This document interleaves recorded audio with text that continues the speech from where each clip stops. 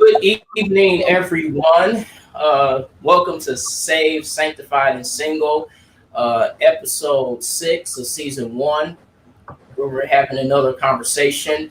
We've been away for a week as we try to digress and get ourselves realigned after everything that has happened over the past week. And so we want to become a healthy outlet and wanted to kind of redirect everything that's going on around our nation and even in the world and try to have a great conversation tonight with my friends that are on tonight. So there was a question, and we wanted to try to break the ice tonight of are you what you date?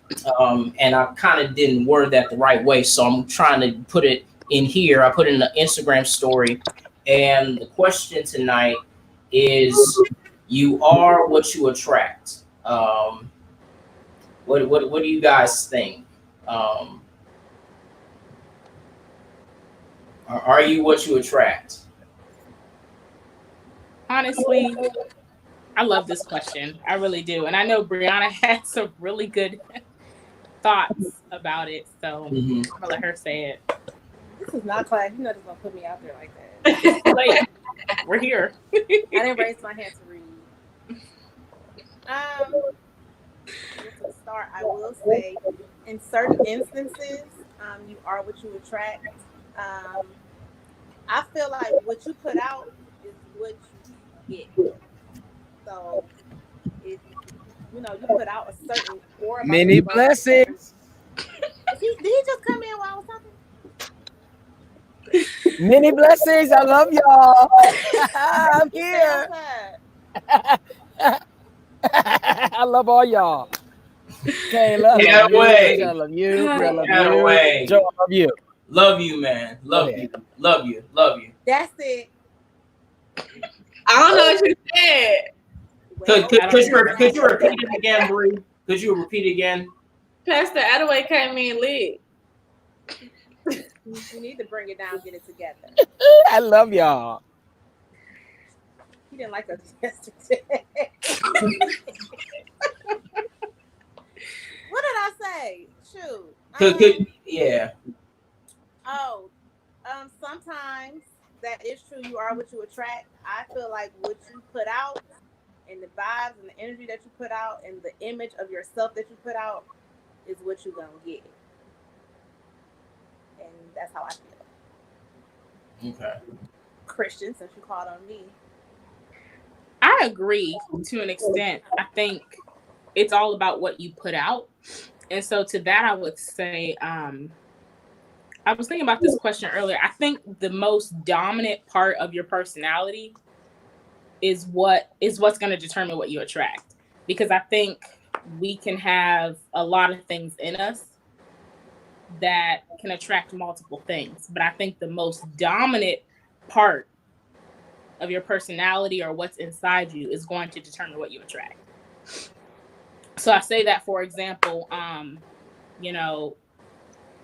there was a season in my life where the empathetic part of my personality really controlled me.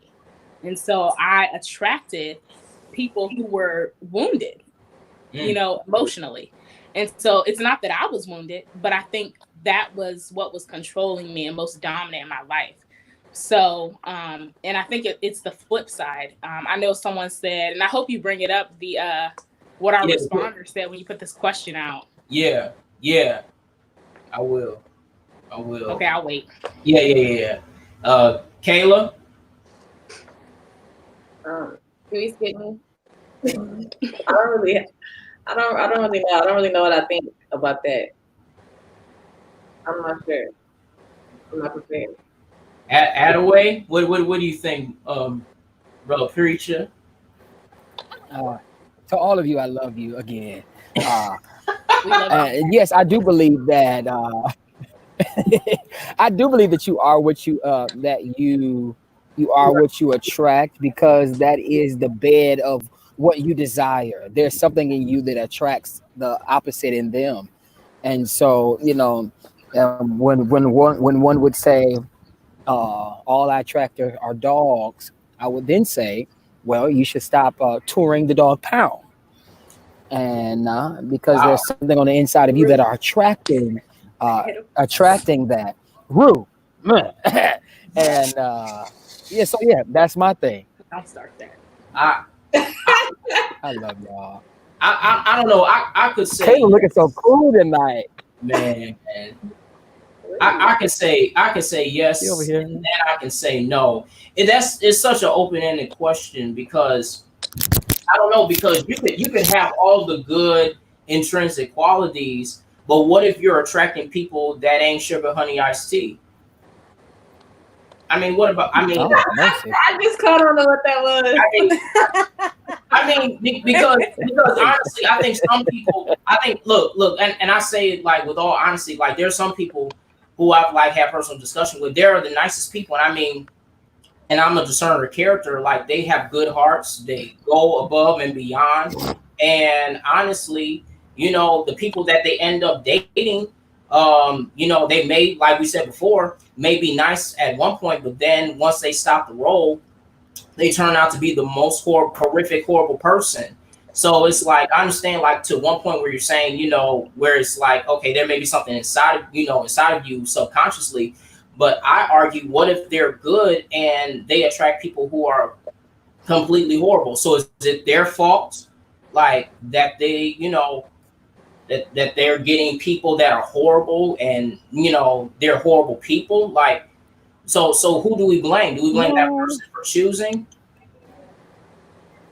Well, I think that I think sometimes the blame can be on the investigator, that we oftentimes invest before we investigate. And so that's not their fault when we fall in love with their representative. It is our fault for not taking the proper time and steps of seeing all that they truly are. Sometimes we can move such with haste that we do not properly investigate all that they are. We get caught up on what we like and what are we attracted to. That's good. So with that being said, their fault. I mean, I don't think it is. It shouldn't be, because people can play the role so well. They can give you one side, and then next thing you know, they can change up in an instant. So, Absolutely. So I kind of want to bring the responses to everyone, how people responded on Instagram. So we had 2 people that said yes, you are what you attract, and then one person said no. So I'm gonna use the language that was given to me on Instagram. I'm not gonna put their names out. Amen. I don't believe in people. Let me say it. No. So we had a response that said no, because preachers attract hoes. God, my God. And I just want to say on behalf of the preacher community, that is slanderous. That is untrue. That is fake news. Defamation of character. Defamation of character. We do not believe. Look, the Bible says, "He who findeth a wife findeth a good thing." We finding good things. We don't and obtains favor. Let's talk about this. Listen, I just want to say, dive in. Fake news. Fake news. Here come trouble. Fake Here come trouble in the city. Fake news. So the comment was that preachers attract hoes. So it's not true. That statement is not true. That's why. Okay. Yes, it is. Yes, it is. It's true.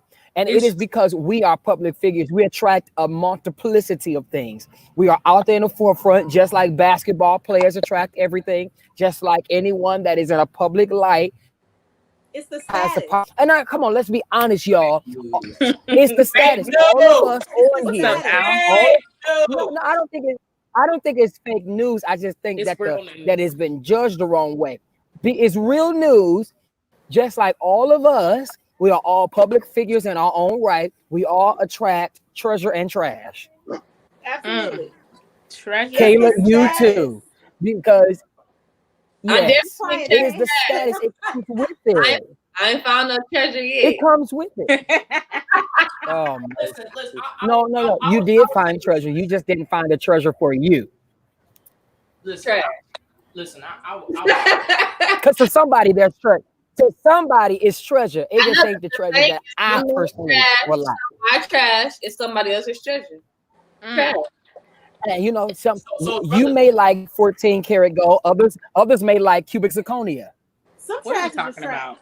but I mean, it's relative. Yeah. Y'all can No. It could be relative. I say it's relative. It's relative. Relative. Yeah. It's I mean, relative. okay. I agree with what Chris said. I'm sorry, Bree. Sorry, it's slanderous. What's up, man? All of them attract that. But are we gonna look at? I mean, there are some creatures out there. Come on now. Come on, say Yes. it. That's what you giving. Yes. That's what you giving. Sorry. Yes. It's not Yeah. all of y'all. And what you put off is what you attract. There are some, that's what they give, so that's what they get. Yes. And I think there's a difference between I what agree. you attract and what you're lusting after. You feel me? Because I agree. I can say I attract, men who make 7 figures, but what I'm actually, attracting, I can lust after that, but what I'm attracting may not be so. So there is a difference. I feel like everything what Chris said, yes, that is true. Platform, status, power, that all plays a role into what, you attract. But I think in addition to that, it's not just one-sided. It's definitely, both sides. And I think a lot of times there's lust involved in a deal of what we attract. That's I Because agree. what's appealing to the eye could I be agree. the dominant portion, of what you want. And your reputation. Yeah, because I've heard that good girls like bad boys. Depends on what you consider bad. Is my glasses broke? personal experience. It's relative. Relative. It just depends on what you consider bad. I did that for you. Oh, Kirsten is a relative. Relative. Anyways, These women are troublesome. So, Provoke the preacher. so That sounds like question rape. is, what about women? I'm like, wait. Provoke him. I'm sorry. Continue. No, Triggered. They said, what about women who provoke the preacher? Elaborate. That's wait a minute. Whoa. That's gender inclusive. Wait a minute. We're not being gender inclusive because there are some women and men provoke them. What does that mean? I'm gonna need And some. they're in ministry.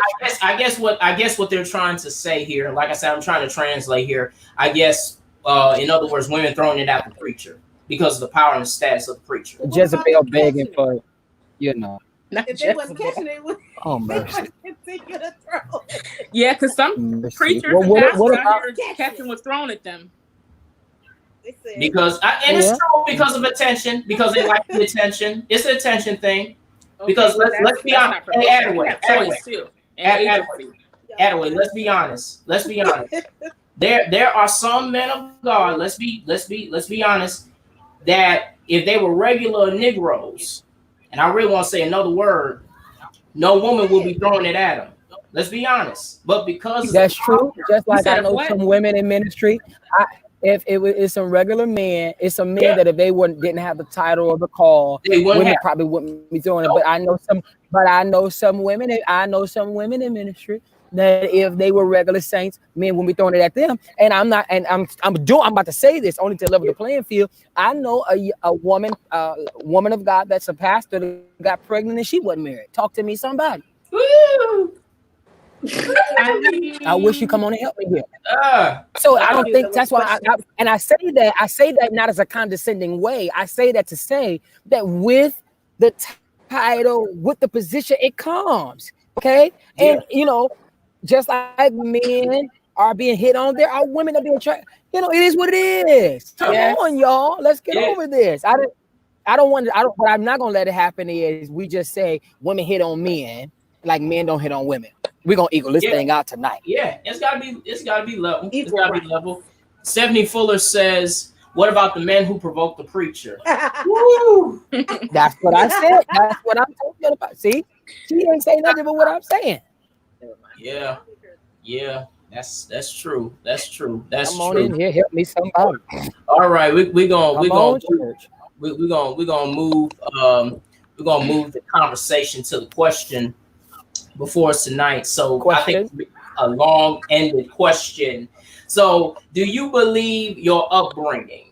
So, how you were raised, the context you were around, who was considered to be, I guess, your village, affects your dating choices?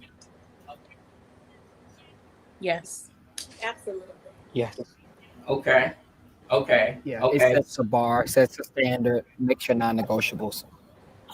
And Okay. I think it frames how you see people, how you see the world, how you pick who you want to be in relationship with. Mm.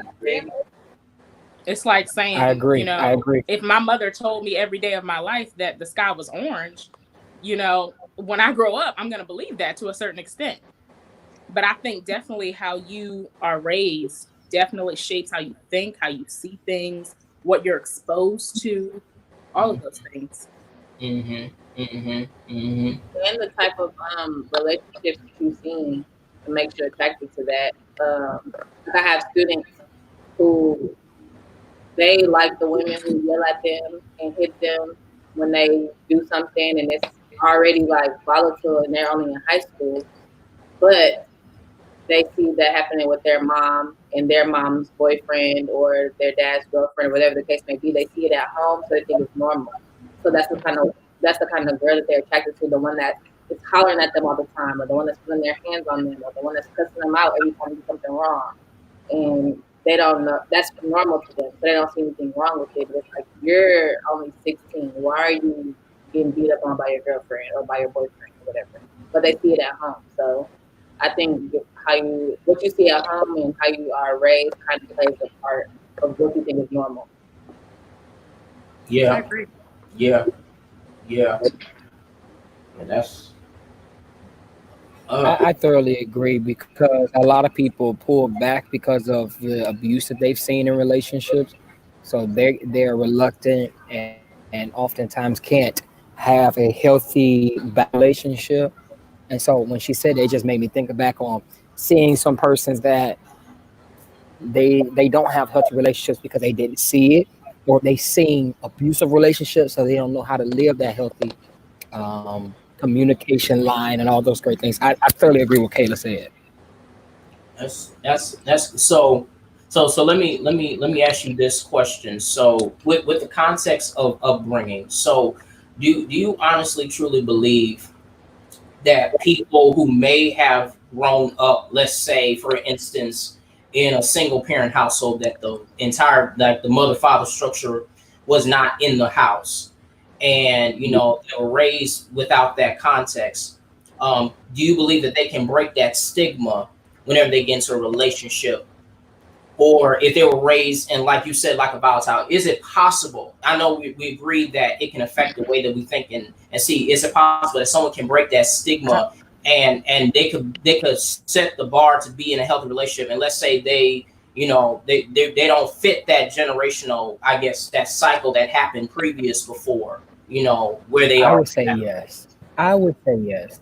Short I answer, would say yes. yes. There's a number of factors though that would lead to that, but So yeah, short what answer, what yes. does the factors look like? Yes. I think Wow, that's a lot. right. You heard me take a breath. Yeah. I think first, what your values are, how you see the world, obviously impacts all of that, right? And then your personal growth after your upbringing is major on what your relationships are going to be like. So, for example, like Kayla said, if you're in a abusive relationship, if that's what you've seen and you're in that now, it's up to you to form what you see. That may be all you know. That literally may be all you know because it's all you've seen. So if that is the case, what are you going to do to turn away from what you're seeing? Can you even do that? Are you capable of that? Some people, I know I've heard of situations where they don't have a choice situationally because of their situation. That's all they're able to see. So I think there's just a number of factors. I think personal growth is one. I think who is ministering to you. So if you're a part of a church, who's pouring into your spiritual side of your life, I think plays a role in that. I think how much you allow outside noise, outside voices, so people not in your relationship have an opinion, I think impacts that. I think it's a lot. Yeah, yeah. Therapy. I think therapy is huge too. I think that's huge, and I think we put that context in there because again that takes work. That takes a whole lot of work. Yeah. And I can say transparently, even though I was saying earlier, even though they're exes now, thankfully, based on context that I was raised in, thankfully I didn't have to go down that route, and it took work. It took a whole lot of work to say, I'm not going to go down that same route that my previous generation did or what they went through. And that's a decision that you have to make and say, hey, I'm not going to be that person. The next relationship I get myself in, I'm not going to repeat the same thing that I saw, growing up or what I experienced or what I encountered. But I mean, is it possible? I know what you guys were saying about a couple weeks ago, and I was taking note. And what I was wondering when you're talking about, people have to make that decision to get themselves out of that rut or that hole when someone was asking.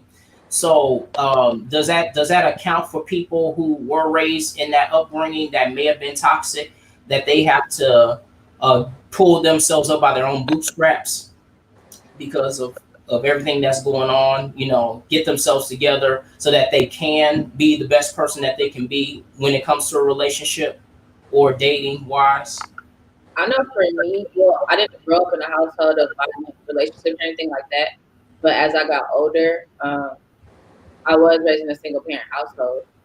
So when I got older, I did surround myself with people who were married, so I can see what that healthy relationship looks like and have those conversations with people who are married to see like how to date, what does dating look like, what did it look like, what's healthy, what's acceptable, what's not acceptable. So like for me now, I do have a lot of friends who are married, just to have those conversations with, to get an understanding or to see things differently from a different perspective from being in a single parent household. All right. I think I would also add, and I think it's to piggyback off what Joe said, but it takes a high amount of dedication to your recovery to actually change what you know, because so many times we can say we want better and we'll even put forth the effort, but we're not consistent with it. And it just takes a lot of effort. Like even what Kayla said, to involve yourself with your with your friends that become new family, and to adopt those things, and to trust in that, even though it's being created. It's just a lot of work that even after therapy, the consistency of putting yourself in therapeutic environments play a vital role in you revitalizing your imagery of what relationships or whatever it looks like. I mean, and I know this is about relationship, but you got to put yourself around people that manage money to save your money better, or you put yourself around people to know how to think better. It's just so much you got to consistently put yourself in that better environment, even after therapy, even after. So I agree. And I think to build upon what you said and what Joe even said too, there's a level of undoing that needs to be done, right? If you've been in a situation like that in your childhood, there's probably trauma and all kinds of things that has gone on. And so you need to literally undo and unteach yourself what you've already learned, right? I think also when it comes to dating, it's really important that we surround ourselves and have something to look at. That's not always ideal, but I think as we get older and we have more agency and freedom to make more of our own choices, that's something we need to be, proactive on, is to really have something to look at to say, this is ideal. This is, what I want to aim at, so that, we're not just going off of what we've seen or what we've been exposed to. I think that's major. And I think that's what I've tried to do. And I think if you can't find that in your natural life, that's where a spiritual family really plays a big role in finding that and being exposed to that in a healthy way that you know is a healthy way, right? Because there's people outside, in the world who will say what they have is healthy, but that may not be the case. It could be, but it may really not be the case. And so ideally, in your spiritual family, that's where you can say, this is a healthy relationship that I'm looking at and something I'm striving towards. And to add on to what you said, I think it needs to be something that's tangible, because a lot of people look at Instagram or look at Facebook and say relationship goals, but as we all know, you never know what's going on behind the scenes. I think it's important for it to be somebody that you can actually talk to, actually have a conversation with, and actually be around to see what is in different aspects. You might not see all the bad things with a couple or whatever the case may be, but just idolizing or saying this relationship is ideal because of the pictures that they take. I know that's kind of like a big thing now. People see pictures on Instagram and say relationship goals or I want to be like them, but you never know what's the real behind what's really going on, because we don't know them. We just see a picture that went viral. Yep. And I think it could be several. It doesn't have to just be one couple, one relationship. It can be multiple, and it can be multiple as you go along and as you mature. One couple can't teach you everything, but I think looking at relationships and looking at, something you want to strive towards, you can see multiple examples of that and how their relationship is. You can learn from many things. Yeah. And just to piggyback off, C. Alexander Clark says here, he says you have to consciously decide how to conduct yourself as it relates to dating. You must decide on what you will accept and what you won't. That's good. So absolutely, those non-negotiables. So let me just kind of put my example out here, and so for example, so when we talk about upbringing, so let's say somebody Black grew up in a predominantly white, with predominantly white people in their life. Is it true, just based on your opinion, this is opinion, would they be inclined to date interracially? Why or why not? I think going off of everything we've said, that the answer would be yes, because that's what they're exposed to. And I think it's important that you use the word inclined, because that can be something that may be initial to them, maybe as a nature, but it wouldn't be necessarily their ultimate end all, right? So, for example, this hits home for me because this is my situation. This is me and my sibling situation, how we grew up. And so, first of all, let me say that just because you grew up in a space does not mean that's what you're going to do. And every child is not the same. Right. So if there's a family of children, right, not all of them are going to do that, because every child is an individual. And we have to treat them like that. But anyway, I think that if it's something you've been exposed to, it's what you know. It's what's natural to you at the time. But as you get older, as you matriculate through school, as you grow up, ideally you would be exposed to more. And so your horizon would be broadened, your view, your opinions, your thoughts, everything. And so you could choose differently. But I think at first glance, yes, because that's what you know. This is an interesting question to me. I'm curious to hear what you guys have to say. I would say I can talk from my testimony. I can share. Preach, preach past the moderator. Listen, even though my village, when I was raised, it was in predominantly a black setting, church. I was mostly in church all my life, so it was mostly people who looked like me. My middle part of elementary into high school and into like my first year of college, I was around nothing but white people. So, white teachers, white classmates, white friends, and this was before my consciousness started shifting, before the switch got flipped. And yeah, I used to, I used to, what they used to call snow bunnies, amen. And I used to do that. And it was because of what I was around, who I was around, and just looking at it, I can agree because I was more inclined because that was the people who I was around. And little did I know at the time when I was younger, I was really tokenized. So, I was the black friend that, my white counterparts had so that they could say they weren't racist. So, I completely understand, like, even though I was around black people, I saw black love, I saw black relationships, when I was around white people. And at that time I was seeking validation. And again, this is testimony hour, that's what I incline myself to. So I do agree that that's completely true, that it could be for people that, like myself, we were raised around nothing but black people and, saw black empowerment. But because at the time, some of us think that we need validation from our oppressors, that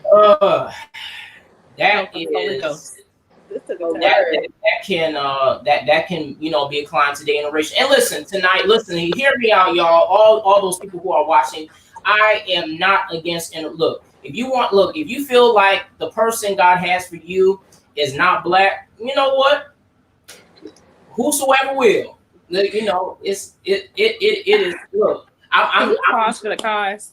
Look, I'm just saying, if that's what you want, if that's your boat, flow with it. Can we pause for the cause, Pastor Moderator? Yeah. I've been triggered.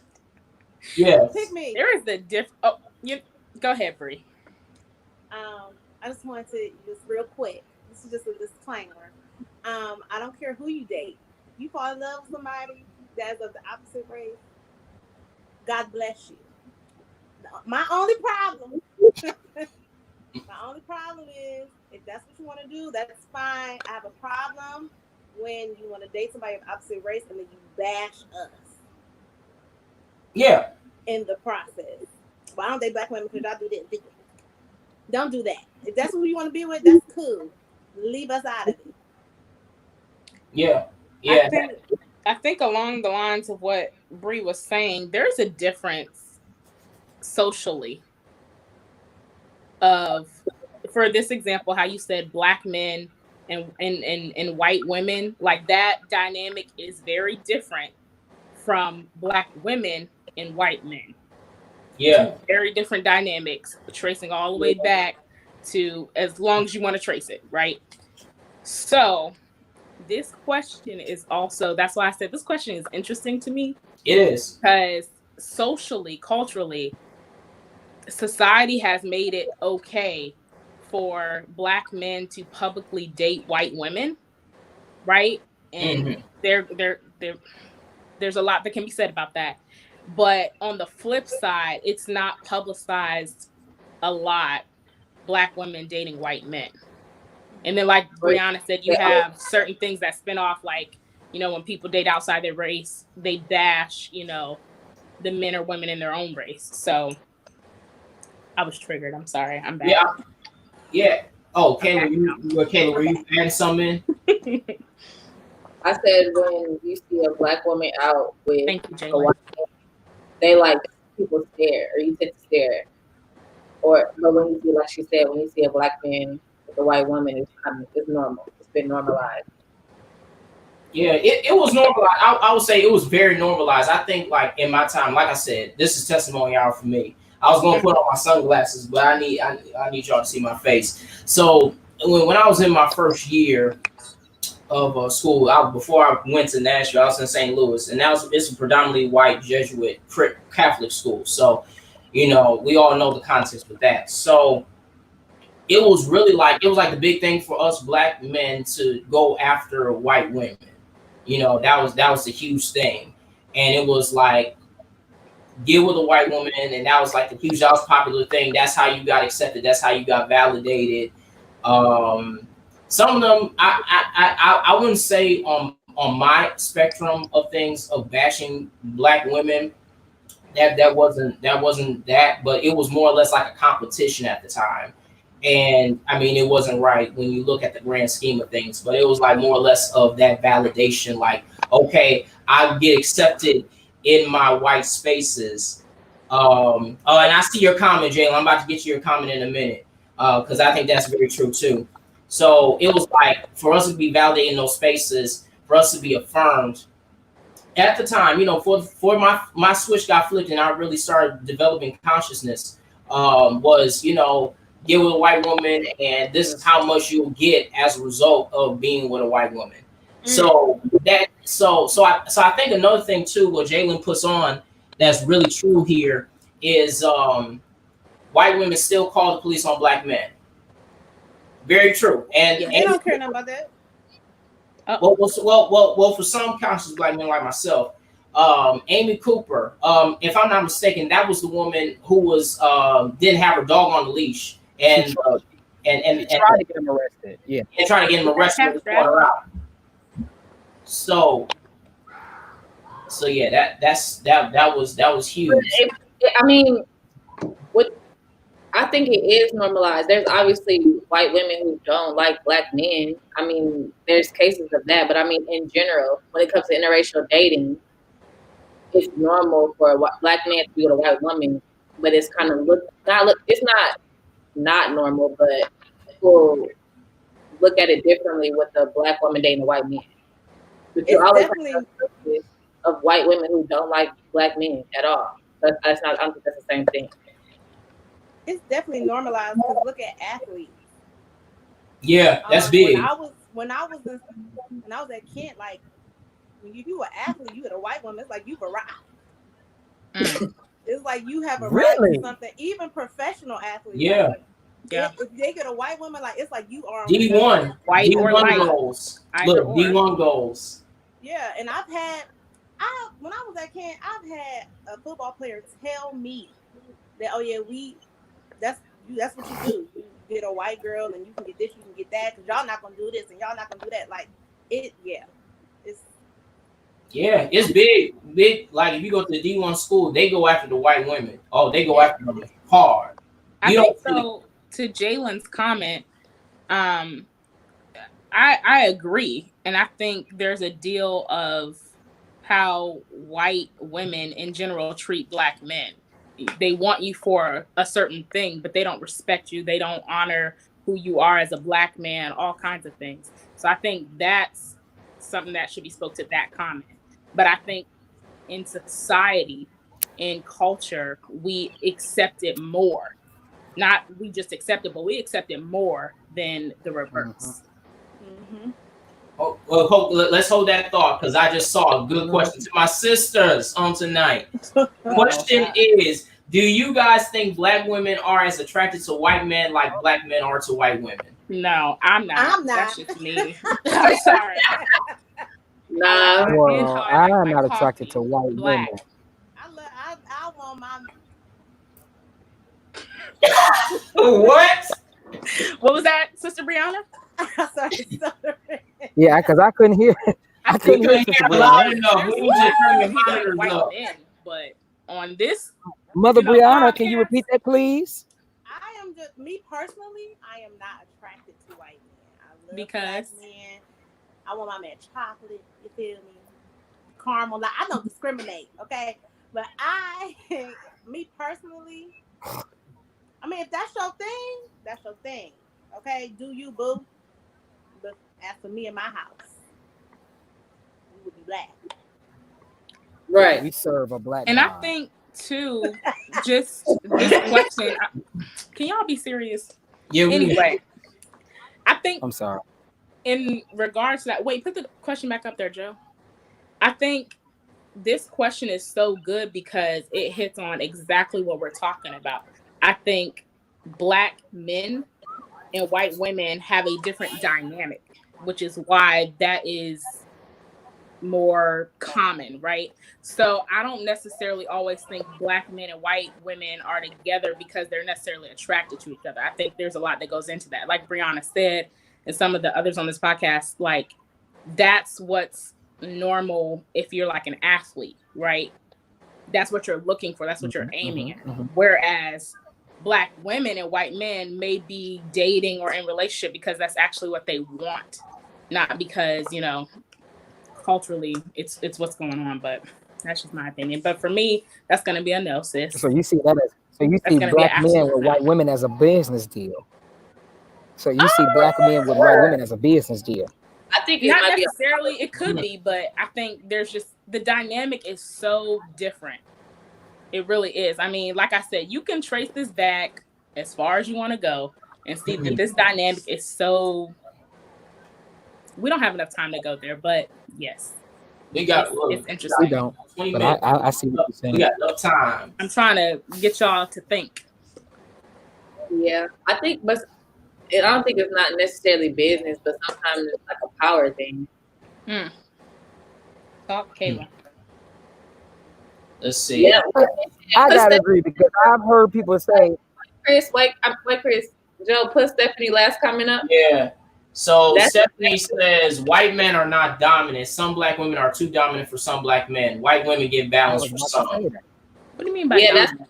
I've heard that. So That's it. Dominant can mean a what lot of things. it sounds like, okay, so what it sounds like is that some black men don't want to feel like they're being overran, so they go to white women that are more docile than black women, so that they can control. Some black men think that they can control, so they want the control, so they'll go to white women rather than black women. Oh, you want to control me? That's No. what I meant. That's what That's she heard. embedded That's what you're patriarchy. saying. Heard.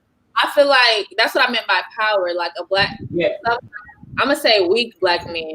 Sorry if anybody get offended, but I'm gonna say weak black men. No, but I Sometimes agree.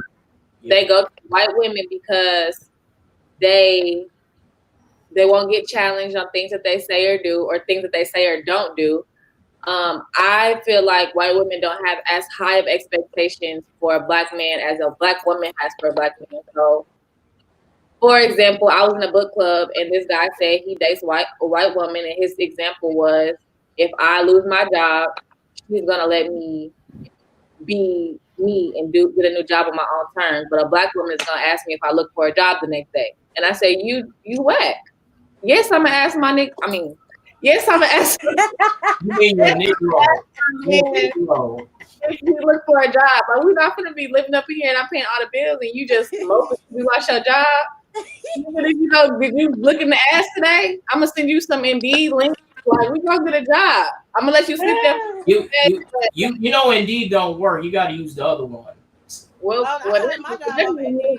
You got your job on Indeed? Look, Yes, Indeed I barely do. be responding.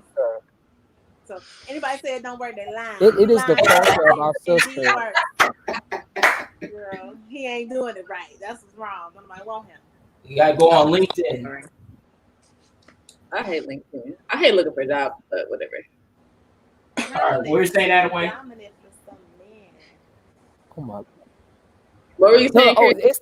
It is the culture of our sisters that I need in my life.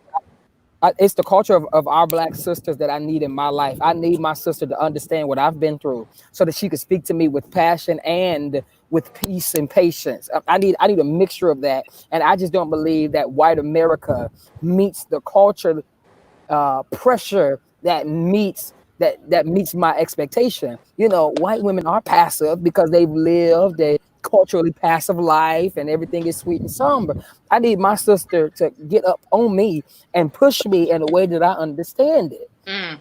And so it is within a man to ultimately not push them because they want to be dominant. If you want to be superior, there's something. I don't want to be superior over. I need a woman that can meet my man, and when I fall short or fall weak, she could be just as superior. My thing messing up. Can y'all hear me? Yeah, I can see you. I can see you. The sound was going in and out a little bit. Yeah, and so Stephanie says here, she says, yes, the black woman is the only woman who can understand the black man. And that's on period. I agree with what reverse roles as far as a white man and a black woman. Oh, you want to go back to that? No, I'm saying, like, do you think it's the same or different dynamic when it comes to white men and black women, as far as the dynamic of the relationship, and how do you think a white man will push his wife as much as maybe a black woman? Or as a black woman? No, Kayla, no. Are you a white man dating a black woman? No, but even then, no, I'm not. I'm What? not, but no, because y'all have been through so much. You can push your white husband, boyfriend the same. Like, what do you think that would look like? I think it's cultural. Yeah, it's hard. I mean, that's hard to. Yeah, that's I hard think to Stephanie's point though, yes, because there is something about in any race, but specifically the Black race, we share so much that is not often spoken. It's a level of understanding that I'm attracted to, right? That's why I would not. I'm attracted to Black men because there's a level of understanding that cannot be taught. It cannot be, you can't really grow into it. It goes down to the fundamental, basic layer. Who are you waving to? Hey, what's up, Nev? I know I got ADHD. What's up, Nev? What's up, Nev? Okay, I have a quick What's question. happening? So, Brianna and Chris, y'all have two sons, Black sons. How would y'all feel if they brought home white women? Well, he gonna know what it is. I would be mad. He gonna know what it is and what it ain't. Don't come up in here with that mess. I agree with Don't sis. come up in here with that mess.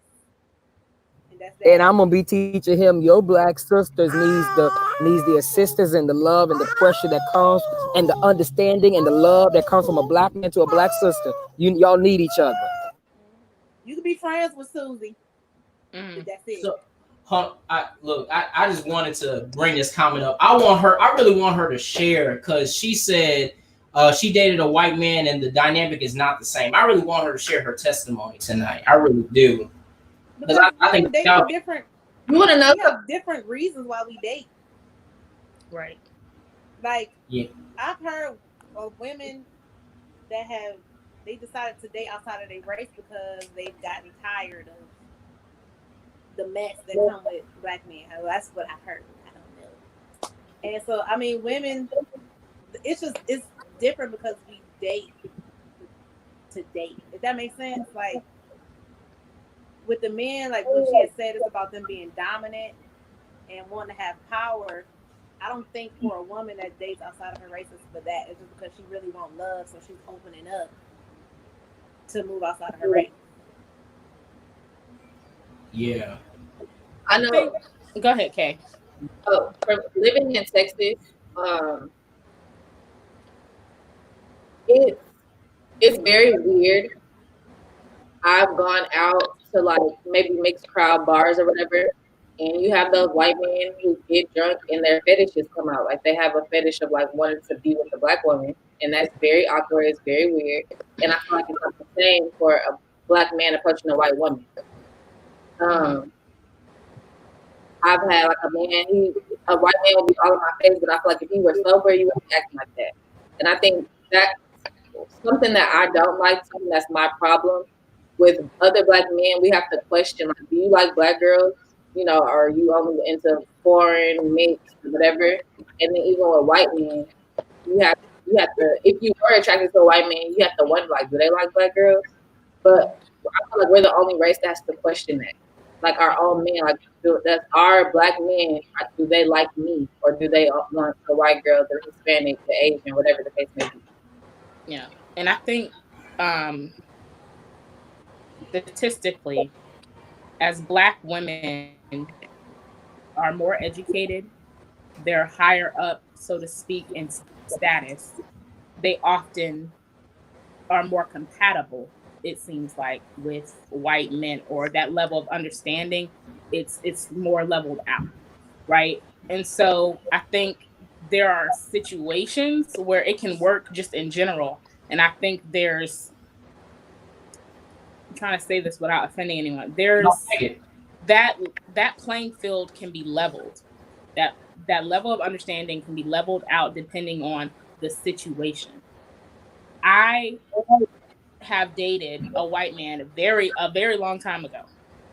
And even way back then, there was something culturally just off. Again, there can be isolated situations, but in that situation, it was just, I mean, the culture, it was just off. It was, you can't understand, you won't understand, and I can't expect you to understand. And that gap is so significant that this is not going to work. Now, with all that being said, I've had professors, Black women who are professors who are married to white men, and it works for them.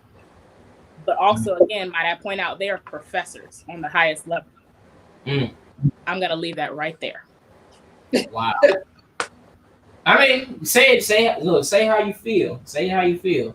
Now, I'm going to leave it right there for the comments. Y'all talk back at us. What y'all think? I'm just trying to see if Stephanie will share her testimony on tonight. Look, I want Kristen to and- share a little bit about that professor. You know, just give me just an inch. Kristen Just an inch. This is testimony Pastor hour. Chris likes to poke.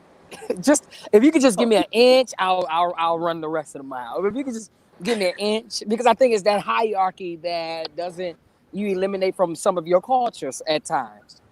Yes, and I think okay, let's go there. Since we're there, let's go there. Hey, Okay, sis, go ahead. I'm out here with you. I'm here with you. Lord, be my strength. Okay. Amen. As you obtain higher education, as a Black woman, I'm a Black woman, I can say this. As you obtain higher levels of education, you're exposed to a lot, right? In order to get there, you may have to have done a lot, right? Wow. Code switching is real. Wow. It is a real thing. And oftentimes, I should say sometimes, I've seen code switching be so necessary that it's become truth. It's become their truth. Wow. I'm not talking about no one. I'm talking about what I'm talking about. Okay. Yeah. So I think to the bigger point of what we're saying, this situation can work, Black women and white men, but what I've seen in my own situation is that it's on a higher level. I have not seen in my experience in anything that I've seen a Black woman who has something like a high school education or maybe even like an associate with a white man in an open, public, healthy relationship where everything is good. They understand each other. The dynamics are no different. I have not seen that. That is like an anomaly. So wow.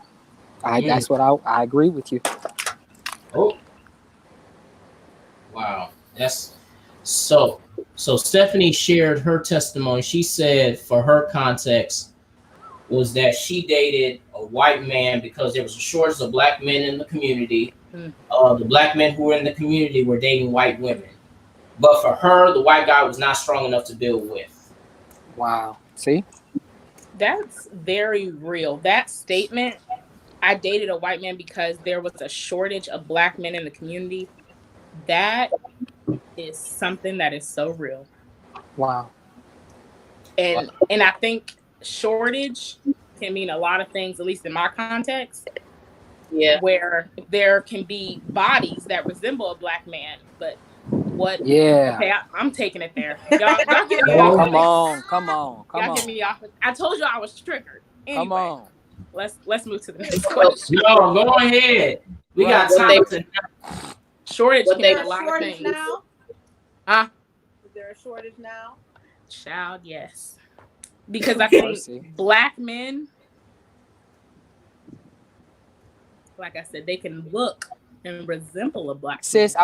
I would that you give details so that you can Yeah, help let us know. We're gonna put them in the comments below. Come on now. Come on. Ooh, Come on out child. here. Come on out here on this place. Experiences make a person. Shortage. And what can you do? If there's a shortage, you got to use what you got. Wow. Stephanie, did you go up and blow flashlights? You're going to have to use candles. You said what, Kayla? Wow. Wait.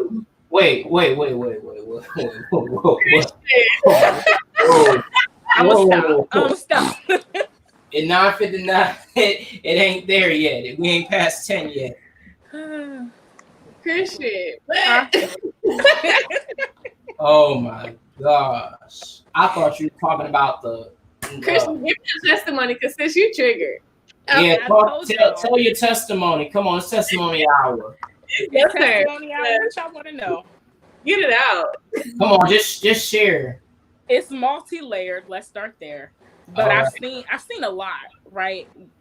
My journey to Princeton and being at Princeton has exposed me to a lot. And I've seen a lot of Black men in a Black man body, but not be a Black man at all. And I don't want anyone to say that whole argument of you're not Black enough. No, I mean, culturally, what you understand and what you know to be a Black man, they don't identify in that sense. They don't share the same things. I've seen very light-colored men be Black men, right? But then I've also seen a lot of Black men choose differently.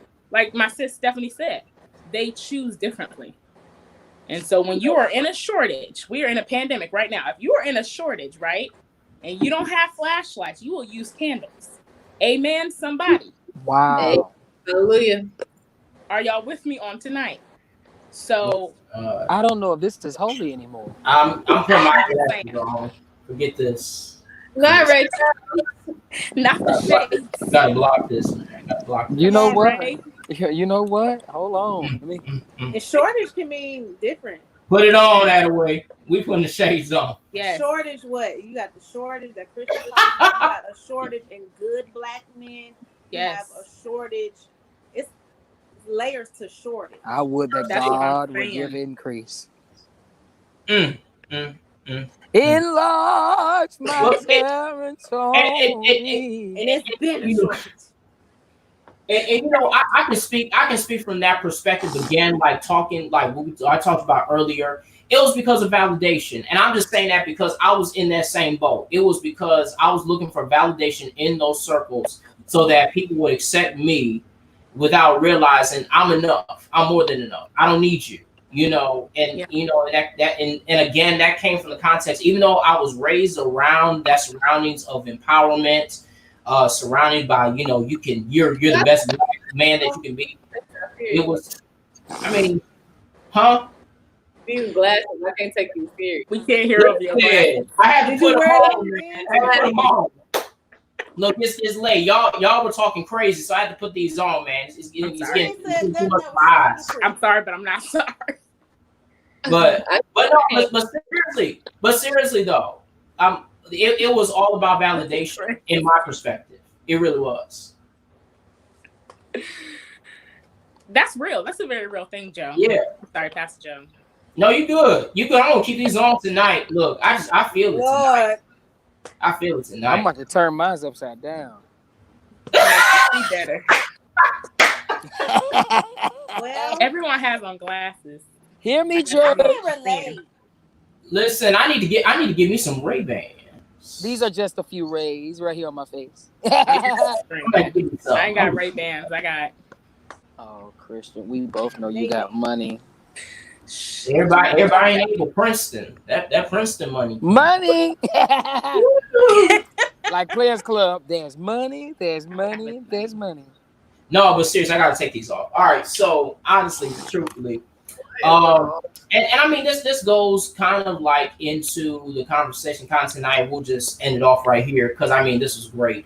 I mean, so why is it? And I just want to ask you guys, you sisters, why is it like, you know, and it's so sad, like our Black women have been at the forefront of fighting for Black men, like even with Black Lives Matter, with Trayvon Martin, when he was shot and he was killed, and it was 3 Black women that started the Black Lives Matter movement that were at the forefront of creating, you know, this entire conversation and structuring policy so that us Black men wouldn't have to die at the hands of the system. Why and why is it, you know, to your degree, or how frustrating is it that you guys spend, you know, your breath and your life trying to stand up for us, you know, and we just treat you, you know, as Black men? I mean that's an honest conversation.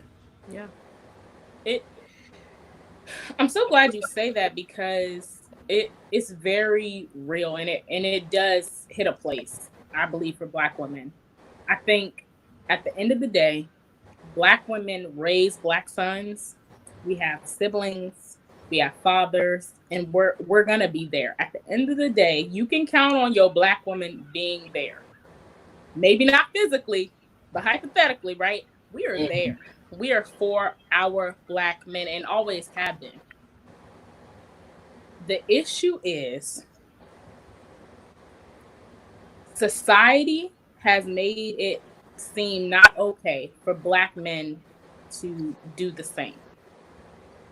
Recently, very recently in culture, you've seen more Black men profess publicly their love and their honor and their respect for Black women, but their actions on a public scale and on a private scale can be very different. Again, I'm not talking about nobody. I'm just talking about what I'm talking come about. on, share your testimony. I'm just saying. Share it. I think though, because Black women raise Black sons, that's why, right? We have something to say. We want to defend, protect, and honor our Black men because that's what we know. That's what's in our home, right? And the mother in the room can say something too. I'm always going to be there for Black men. I'm always going to be a ride or die for Black men, even if they don't choose me. That's what I believe. That's what I stand on. And I'm here. I'm done. I said what I said. I'm done. Yes. But I think in short,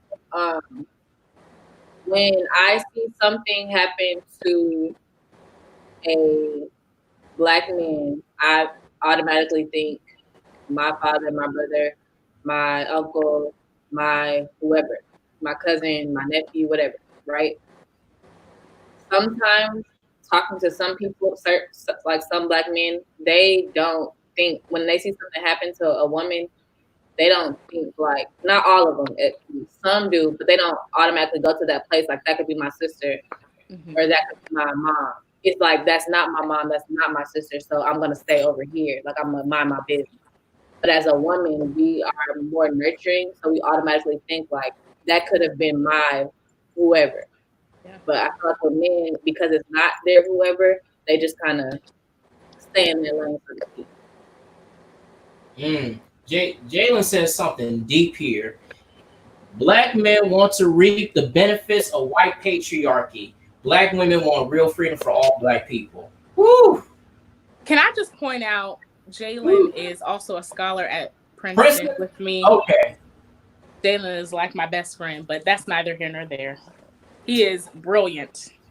That's good. That's good. So it goes back to what I said. It's all about validation, for Black men. Again, I think it's validation from white spaces rather than looking at it from an intersectional perspective. Wow, that's deep. I'm gonna have to love that. Any y'all have any final comments? I'm just blown away by the comment. Any final thoughts?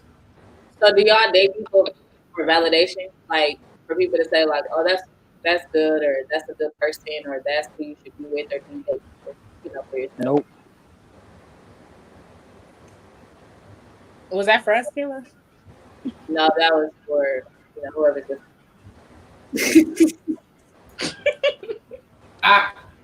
Can I answer that? I want to share testimony hour again. It's 10:08, but I think it's great for testimony. I think for me, when I first got into a relationship, my first relationship, I did it more or less for validation. And I think, you said what? White or Black? Black. Okay. Black. So my real first relationship was Black, and I think, and I'll share this, it was validation because I at a point in my life before I started to really appreciate where I came from, it was like she had everything that I didn't have. She had the family structure, she had a good background, and not to dog out where I came from, but it was because of myself where I wanted to be validated and say, I did this, I went through this, I didn't have to go this route or the other route. And really, it ended up being toxic because there was things within myself that I didn't change and I didn't adjust. And I didn't get out of that mindset. So what happened was I started projecting those things that were embedded in me. So again, that kind of goes along with what you guys were saying about that embeddedness that we don't realize, and it came out and it made the relationship toxic. So it's bad when we go into relationships looking for validation when really, we have to come into relationships, in my opinion, at least being somewhat healed, because if we're not healed, we're going to end up putting baggage on folks. I think of the story of Jabez, and where his name came from. His mother birthed him in pain, and she named him after her experience. So unfortunately, he basically was born and grew up in a context where he experienced unnecessary baggage. And so when we do that, we don't know how many years that we can set somebody back as a result of us bringing unnecessary baggage, trying to seek some type of validation when we haven't been healed ourselves. That's all I have to share on tonight. Y'all continue with the conversation. I just like this comment. This is a really nice comment. I love it. Anybody else? I think Jalen summed it up. He summed it up in one. So on tonight, I'm seeing the time is beyond us. Listen, y'all, thank y'all so much for joining us. We have so much in store. We've been working on a lot of things. Hopefully you guys have been enjoying I'm Saved, I'm Sanctified, I'm Single. We've been going hard for the past 6. Now this is 6 episodes. We've been going really hard, and we got so much stuff in store. Y'all follow us on Instagram. I believe it's S3 Podcasts, or it's S Podcast 3. So follow us on Instagram, S Podcast 3. If you haven't already, like our Facebook page. We're going live on here every Tuesday. And I think we're going to adjust that time now to 9 o'clock p.m. because we ain't doing anything anyway. And follow us on YouTube. Subscribe to our YouTube page. I think that's I'm Saved, I'm Sanctified, I'm Single. Kayla's going to get the information. But until next time, y'all stay safe, stay up, stay positive, and most importantly, stay woke, y'all. Until then, hold on, gotta put my shades on. All right, y'all. Peace. Bye, guys. Not the juice. I gotta put my